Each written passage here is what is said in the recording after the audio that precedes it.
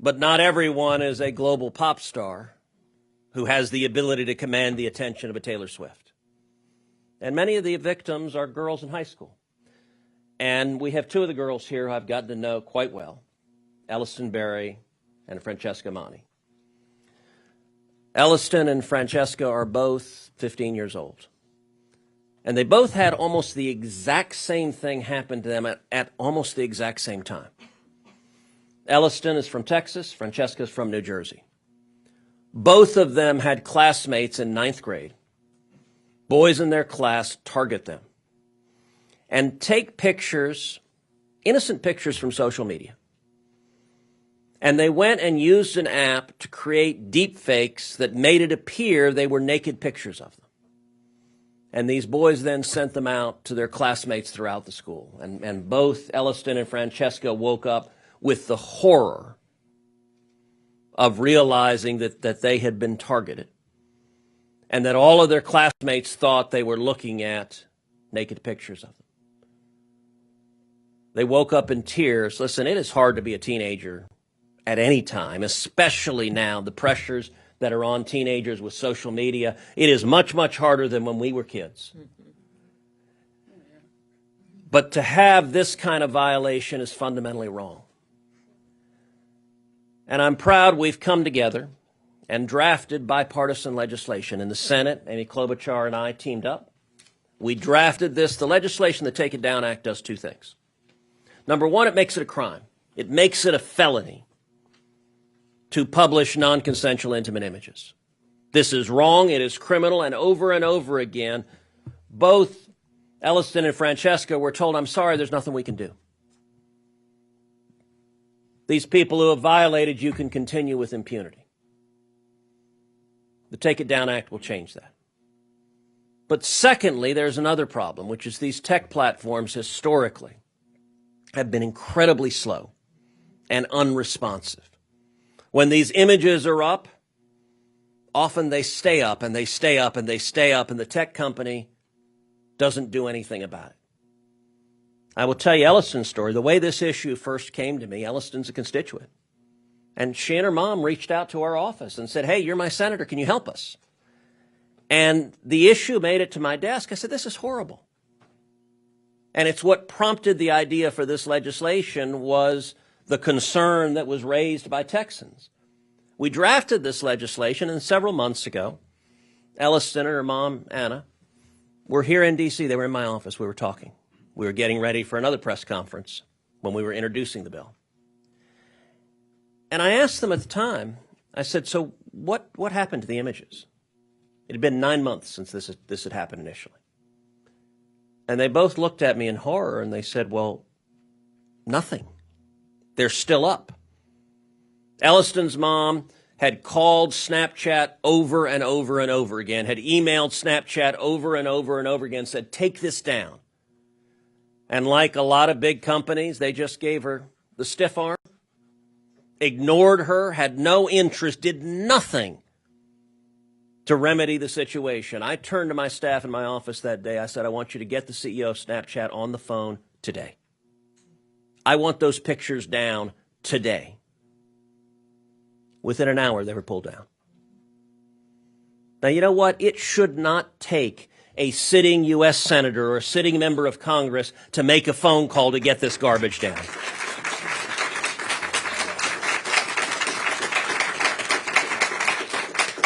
Every victim should have the right to say, that's me, that's my image, and you do not have my permission to put this garbage out there. And what the Take It Down Act does is it puts a legal obligation on any tech platform that when you are notified by a victim that it is non-consensual intimate images, you must take it down and take it down immediately.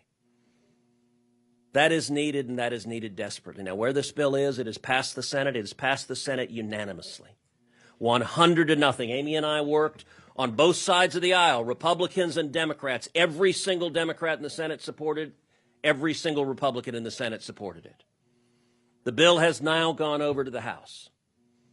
And we're here today where Maria is leading the fight in the House to get it done there. We're here today, all of us have spoken to House leadership, urging the House to take it up and pass it before the end of the year. You know, there's a process the House has, something called the suspension calendar. And it's a process to take up bills and pass them very quickly on an expedited schedule. If this bill gets a vote in the House, it will pass. The only question is, will it get a vote or not?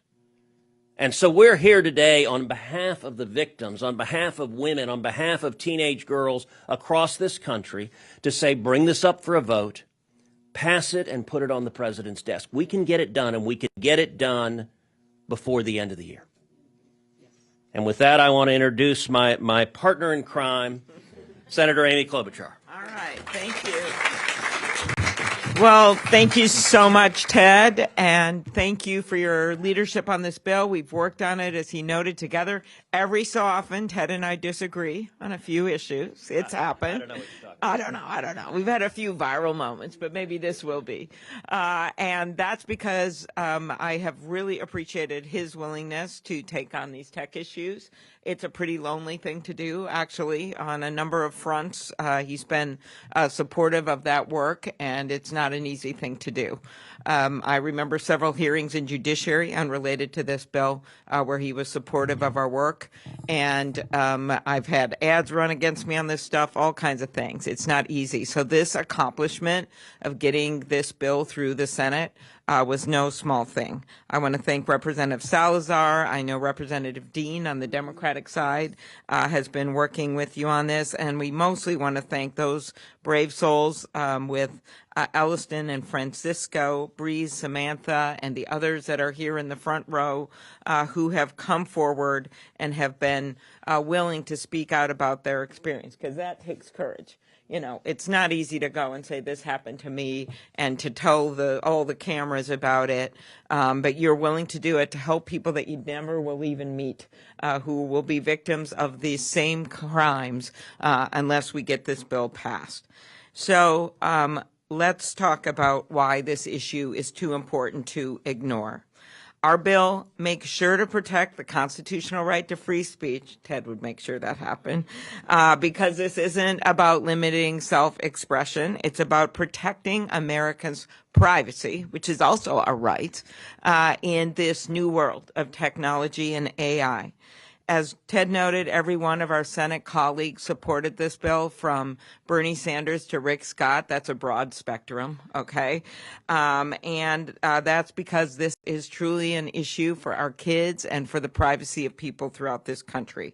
An estimated 1 in 12 American adults has been a victim of revenge porn. And by the way, that's how this issue first came to me many years ago. There's another bill that we've also had some success with on the Judiciary Committee.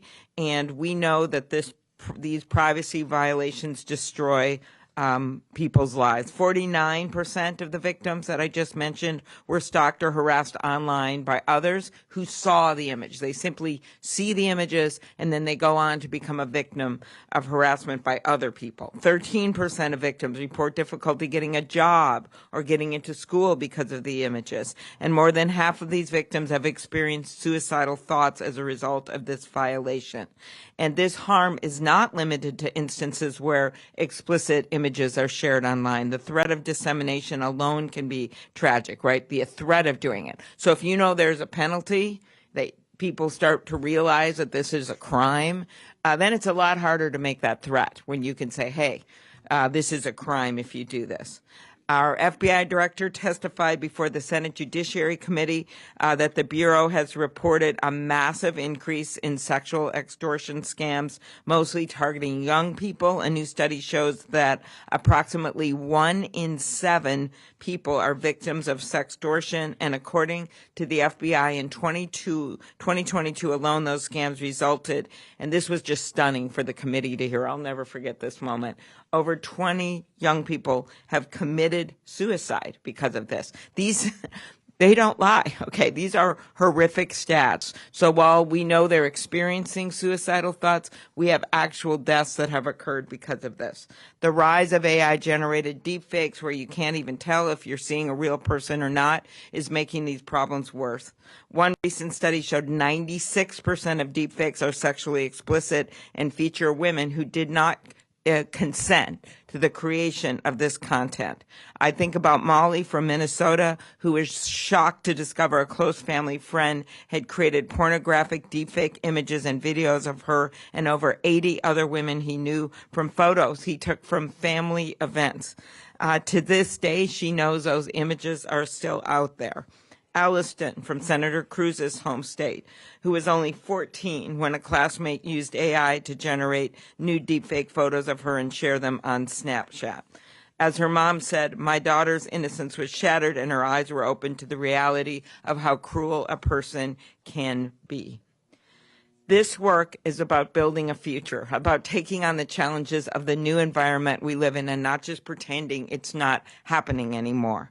Fewer Americans will have their lives turned upside down if we can get this done. Fewer children will have their innocence snatched away from them, and more victims can seek justice that they deserve. Thank you very much.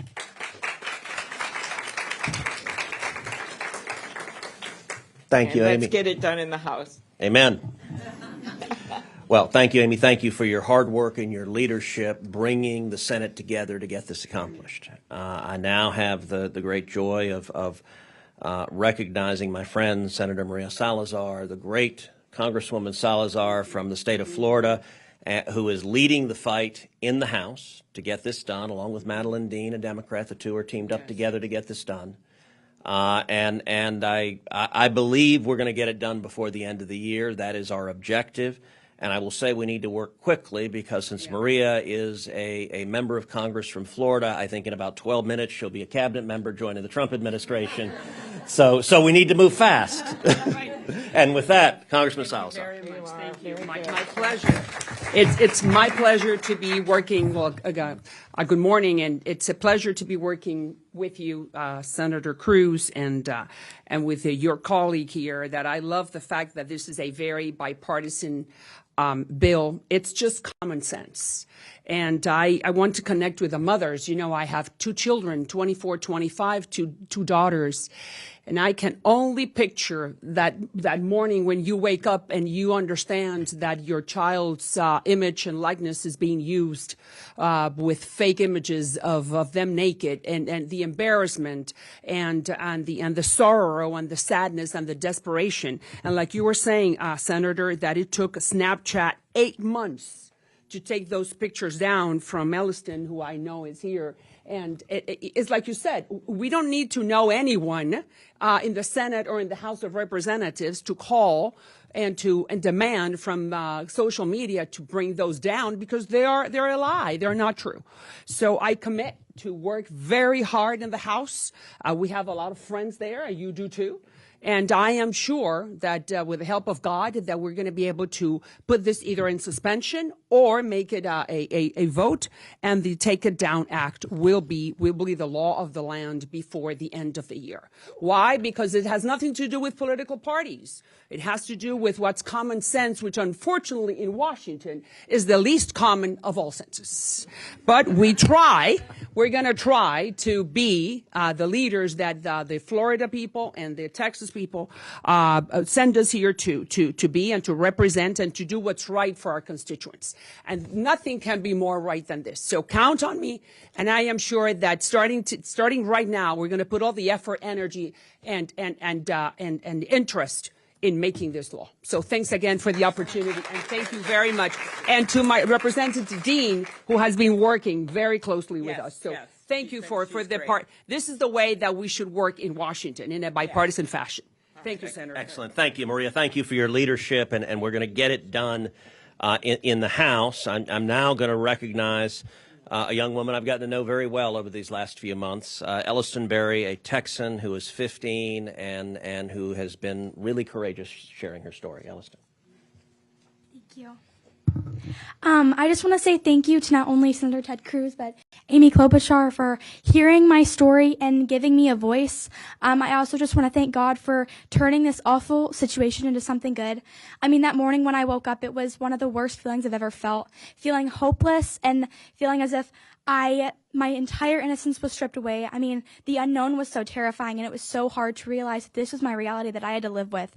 And the student that did this to me got little to no punishment, a Class A misdemeanor, that he is still able to attend school and walk around as if he didn't do anything. And that is one of the hardest pill to swallow, because he chose my fate and he is walking around. His record will be expunged by 18. It is so hurtful to know that my community and that my support and that I didn't have anything. Because my images were not considered child pornography, even though they were. Although it was made with AI, it was 100% child pornography, because it had the exact same feeling that it would have. This bill, the Take It Down Act, is so healing and so validating, because it has heard my voice and all the many people that don't have the opportunity to share their story. Truly, it is such a privilege to be up here and to have these opportunities where I'm able to explain and share my story. And I just want to say another amazing thank you, because it is just so healing and so validating to know that my story is relevant. And there are so many cases all around the world. Millions of not only girls, but boys, teenagers, women, children are being harassed, and they are being targeted and victimized, and there's nothing out there that can help them and that can save them. And I remember feeling that hopelessness and just feeling terrified of what the future had to hold. But thanks to this Take It Down Act, we are able to give victims a voice. We are able to protect them, not only the future generations, but the survivors of this AI crime. And I just want to say thank you. And I urge the House to pass this bill immediately to protect so many people, because this is a serious matter. Thank you.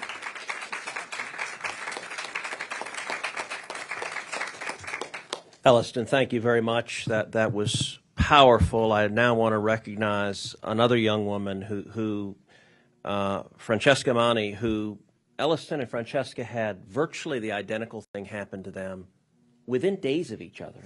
One in Texas, one in New Jersey. And it illustrates how this is happening. There's not a state in the country where this isn't happening, where people aren't being victimized. And I will say, both Elliston and Francesca came and testified at a field hearing of the Senate Commerce Committee. They both demonstrated amazing courage, standing up and telling their stories and being willing to confront what happened to them and use the pain they felt, use it to help others, use it to change the law in America, to protect other teenagers, other women, to ensure that maybe somebody else will not wake up with this pain and agony and victimization. Francesca, thank you for being here, and welcome. Today, I stand before you not just as an advocate for stronger AI laws, but as a proud and hopeful 16-year-old girl. Today, I can say that my voice has been heard, and more importantly, that it will make a difference for millions of students, women, children across the United States. I couldn't be happier or prouder to announce that the Senate has unanimously passed the Take It Down Act.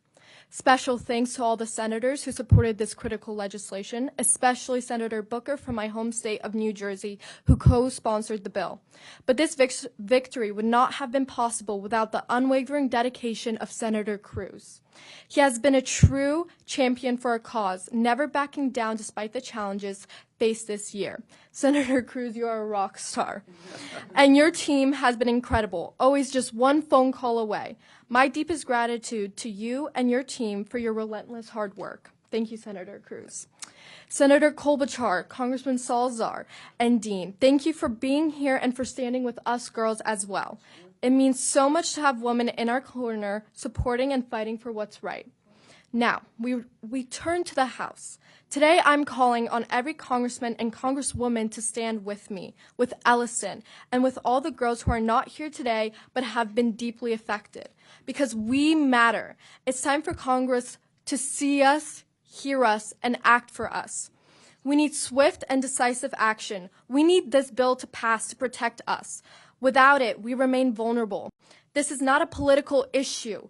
It's a human issue, and I hope we can all agree that protecting our children is something worth uniting for.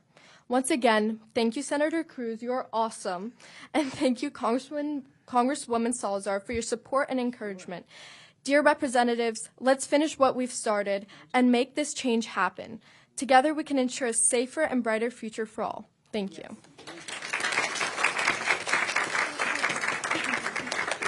Thank you, Francesca. And I will say both Elliston and Francesca have done quite a number of media interviews. And at the end of some of the media interviews, at the end of Good Morning America, I think the host looked over and was really afraid that they're coming to take their jobs. And I think for good reason. They should be.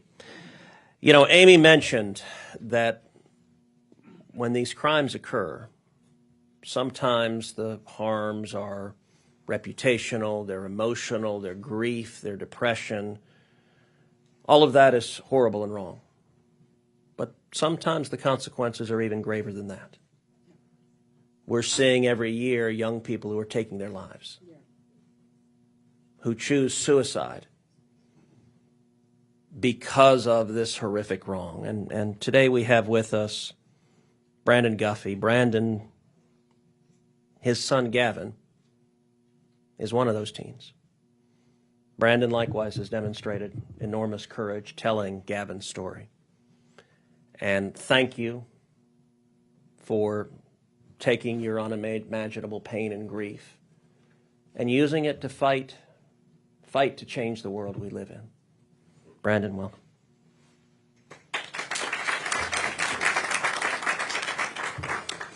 First off, I can't thank you two enough. Being, I didn't speak in front of people until I started getting involved in politics. But to see, for y'all to have that courage and to have that fight, we need more of that. It's your generation that is at risk. So thank you so much. Thank you, Senator Cruz. Thank you, Senator Klobuchar, as well. Congresswoman Salazar Dean, for your advocacy on Take It Down. My name is Brandon Guffey. I am a state house rep in South Carolina. I have a personal experience, as Senator Cruz said, with losing my son due to a crime of sextortion. I'd never heard of sextortion prior to July 27th of 2022. Actually, I didn't even learn what it was until probably August. And as I started to dive in, and my mission in life is to protect children online, I watched these cases rise and rise and rise. We watched AI came in, and these images start to be used without the kids even sending images. Unfortunately, with my son, he was contacted by someone pretending to be a girl through a platform and began messaging, and as teenagers do, they share images back and forth. My son was contacted at midnight on July 27th of 2022. He had taken his life by 1:40 a.m. That is the hurt, that is the shame, because there is no out. The threat of these images going viral is, you can't hide that amount of shame. And these kids know. They have watched 18-year-olds lose college scholarships for something that they said whenever they were 14. We've taught everybody this is going to stay with you forever. Even though that I had never heard of sextortion, that was a day that changed my life forever. If my son would have had something like Take It Down in place, then perhaps that decision would have been different. I can't do anything to bring my son back. But what I can do is try to fight to keep another teen from feeling that hurt and feeling that shame. I want to urge the House to pass this bipartisan bill. And that is the most important thing. These bills are completely bipartisan. Who doesn't want to protect our kids? We see what's before us, and we have to stand up and fight. And I also want to thank the groups and the advocacy centers that have been fighting. That's something I was unaware that stood out. You know, the National Center of Sexual Online Exploitation, or National Center of Sexual Exploitation, has been a huge advocate in trying to help me get my voice out and to help our parents and to help our survivors. And we need that because we need our representatives and our senators standing up. And once again, I want to thank all of you for really taking that fight, because it's hard to have a voice up here. So thank you.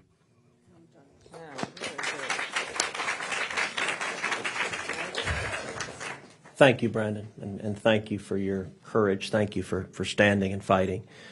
As Brandon mentioned, we've seen an incredibly broad and diverse coalition come behind this bill, take it down. We have over 90 groups that are supporting it, law enforcement groups, victim advocacy groups, human trafficking groups, sexual exploitation groups, all focused on we need to stand together, we need to protect children, we need to protect women, we need to stand up against these horrific abuses. And with that, I want to introduce Breeze Liu now to address us.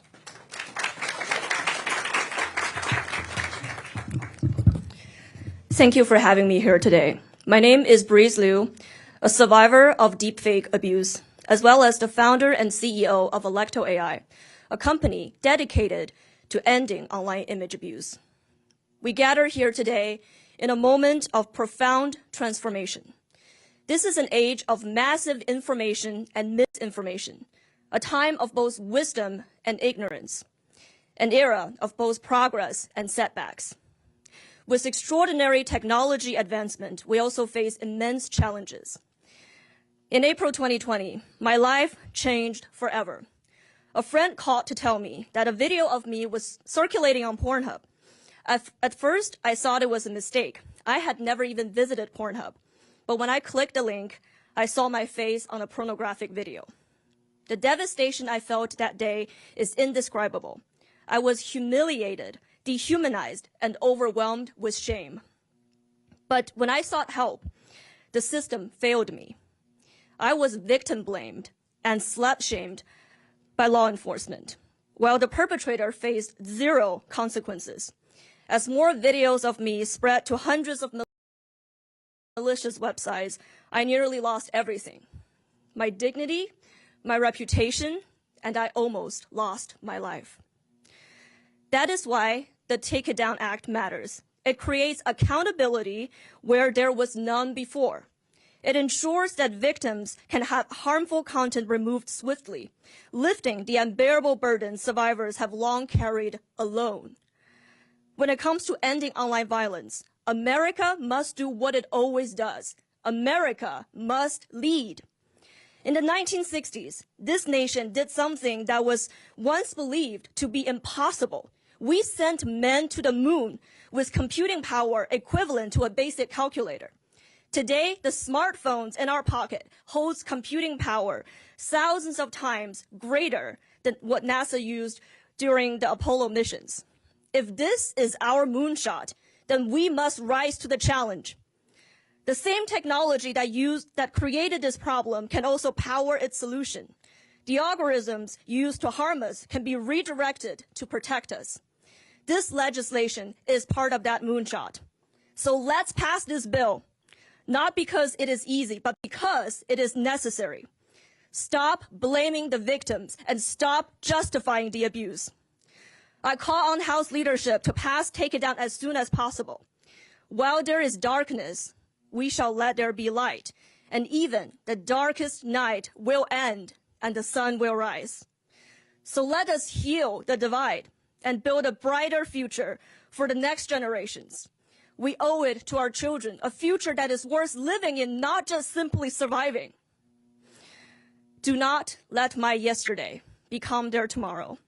And to all the survivors out there listening today, you are not alone. Thank you. Thank you for your leadership. Thank you.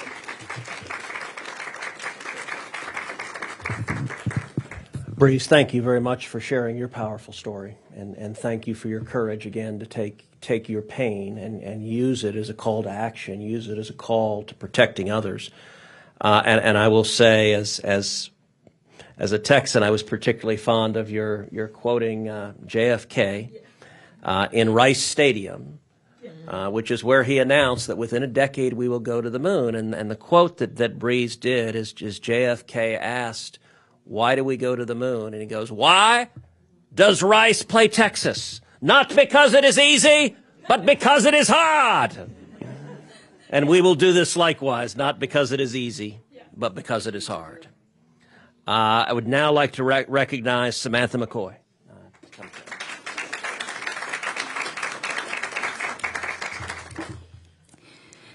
Good morning, and thank you to Senator Ted Cruz and Senator Amy Klobuchar for your tireless work to ensure that survivors are protected and heard. I am here today as a survivor who is thrilled at the passage of the Take It Down Act through the Senate, and I am also hopeful for the same process in the House. My name is Samantha McCoy, and during my junior year of college, I was physically attacked and raped by someone who swore to protect and serve the community. During the attack, the perpetrator began video recording the rape. It was only until I reported the rape and an investigation ensued that I discovered the perpetrator had disseminated the video to various sources, including social media sites and directly to people I knew. Being stalked, physically attacked, and sexually assaulted is traumatizing in and of itself. But the moment I realized that the video of the crime was circulating, a sense of pure despair and hopelessness set in. The perpetrator used the intimate imagery he took of his criminal act as a tool for further re-victimization. Taking advantage of social media platforms and other sites, he rapidly disseminated the worst moment of my life to an unknown yet vast audience. Once on the internet, all ability to prevent it from further spreading was lost. At the time, I was pursuing a career as a mental health therapist. Those dreams were immediately jeopardized when I thought of the potential of a future client or colleague coming across the video. All I could think of was everything that I had worked so hard for was all for nothing. My mental health spiraled. I stopped going to public places because I was inundated with obsessive thoughts that a person who stared at me for just a second too long must have seen the rape.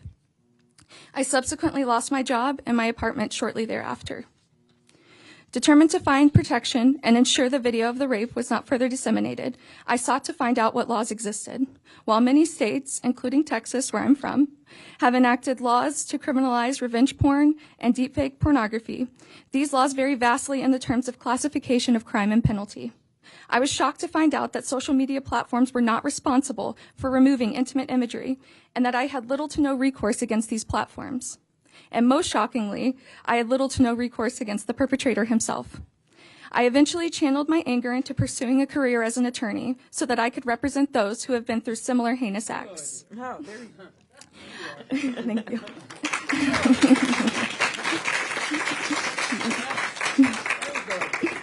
And I did go on to complete my master's and obtain my license as a mental health therapist as well. However, I will always live with the fear that I do not have a way to stop the viewing of the worst thing that's ever happened to me. The Take It Down Act provides strong protections to victims of this horrific act by creating a new federal standard, making it a federal crime to publish non-consensual intimate imagery, and puts the responsibility on the social media companies and other websites to remove these intimate images within 48 hours of notification of the victim. Had this legislation been in place at the time of my case, I would have not experienced the constant and repeated pain, as the video of the attack would have been promptly removed, significantly reducing the chances of a wider circulation on other platforms. It would have further empowered me to feel as though I had options to protect myself and ensured that the perpetrator would be held accountable for the irreparable harm he caused. That is why I am calling on House leadership to pass the Take It Down Act immediately. We must finally prioritize protecting survivors of image-based sexual abuse by passing this legislation to shield those who are targeted and hold those who facilitate this abhorrent crime accountable. Survivors are counting on you. Our children are counting on you. My daughter, my 1-year-old daughter, is counting on you. And future generations are counting on you. Thank you.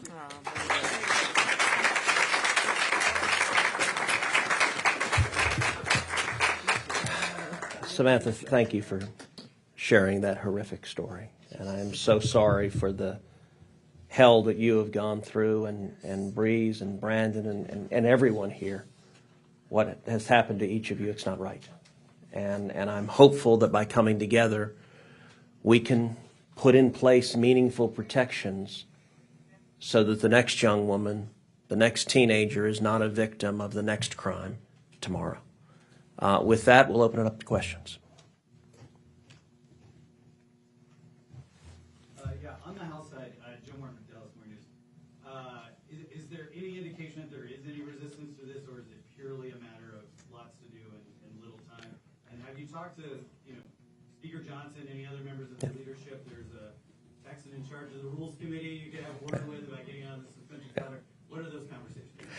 So there is not meaningful opposition. There is no one that we know of that is actively lobbying against this. And we worked hard to unify and bring together a broad and diverse community behind this bill. I think that's one of the reasons As Amy said, the Senate, you've got a diverse array of views, a range of views across the Senate, and to get every senator to come together, a lot of work has been done to find a legislative solution that makes sense and that will work.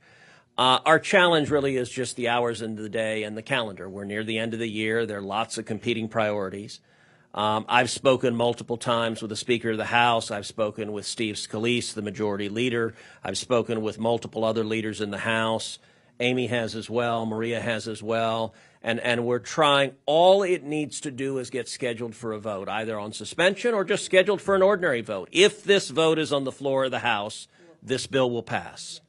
The only way it doesn't pass is if the House doesn't take it up and vote on it. And so it's a question of, to be honest, this press conference is about building the support so it becomes compelling. We need to get this done now, because it's always easy in a legislative environment. You've got lots of competing environments, and you say, well, we can deal with this later. You know what? We can't deal with this later, because that means we're turning a blind eye on the victims who will be victimized tomorrow and the next day and the next day, and we need to act quickly to protect them. That's right.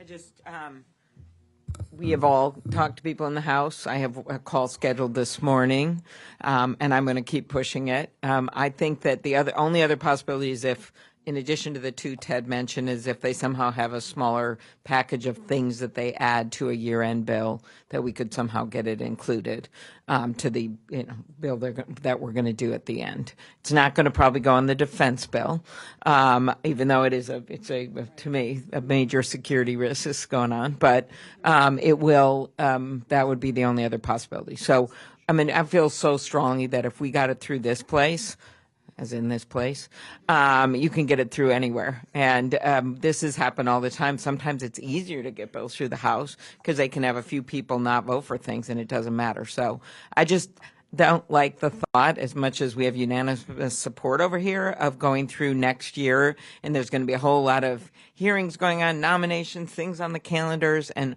why don't we just get this done now?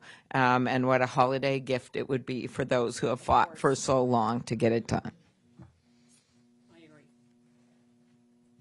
Yes.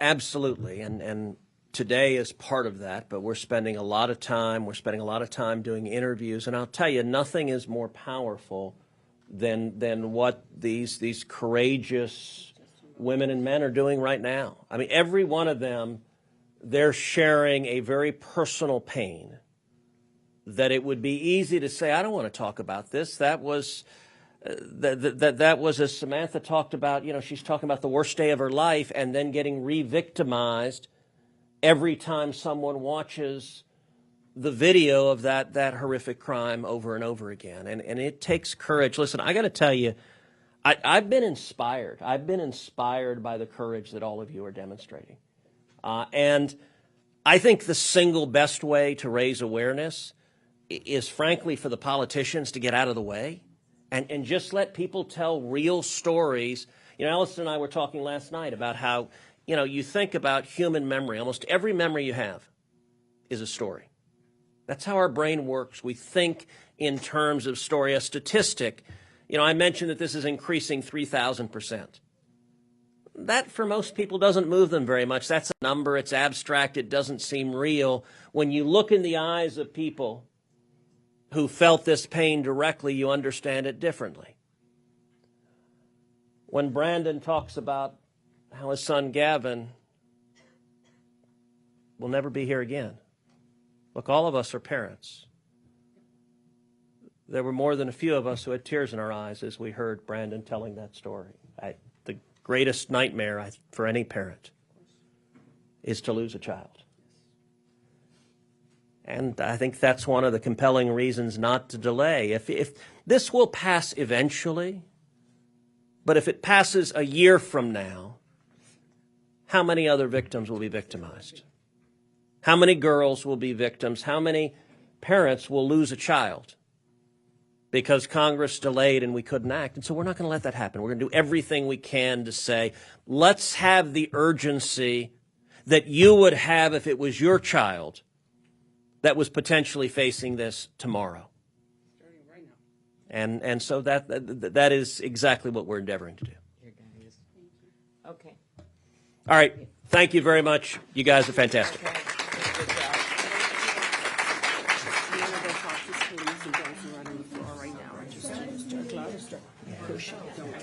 Next door.